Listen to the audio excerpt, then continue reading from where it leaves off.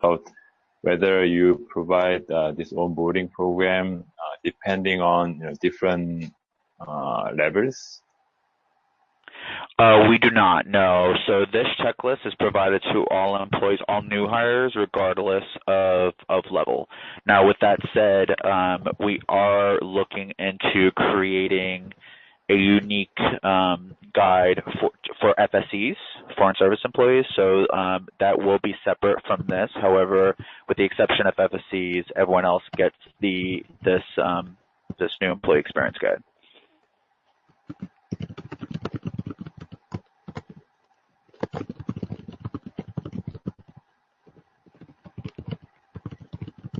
All right. Any other questions? One thing to point out, not everything on the checklist will always apply. Depending on if the person's in a frontline position, they may not need business cards, and so that's something that may not apply, or they may not be an employee that will ever travel. So those things can be moved through pretty quickly.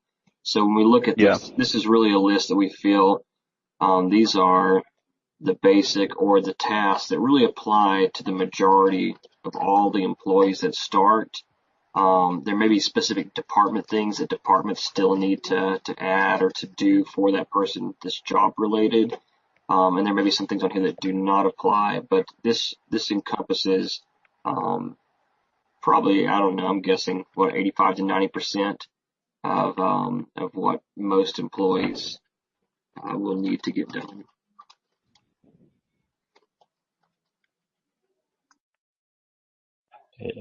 Franklin, was that the answer for Sadoro's second question?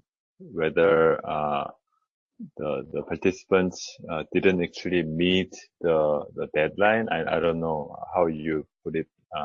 If they were supposed to finish all the checklist by in 30 days, in 60 days, but if they failed, can they kind of postpone the tasks they had to do?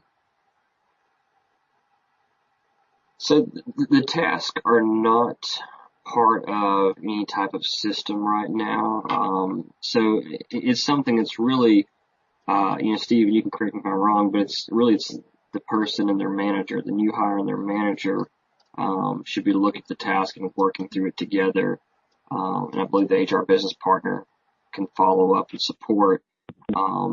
But yeah, with all of these things, their links, their documents at any time, even after they've completed onboarding, they can pull up this electronic document and go back and look at instructions and how-tos. All this stuff is always open to all employees. Yeah, and kind of the guidance that we give our managers as well is that, their onboarding experience, this timeline that we've put together with the list of activities, these are we're suggesting the timeline, right? This is when we believe all employees should be completing these activities and tasks. However, the onboarding experience for the new hire really should be personalized and tailored to fit their role.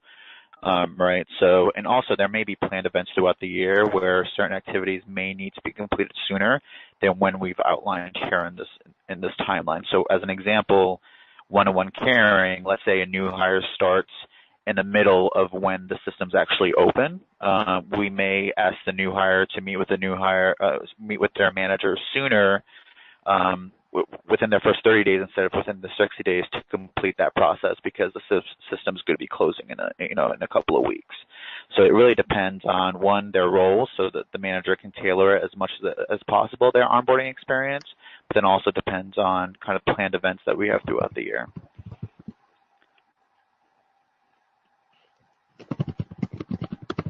All right. Any other questions regarding the checklist?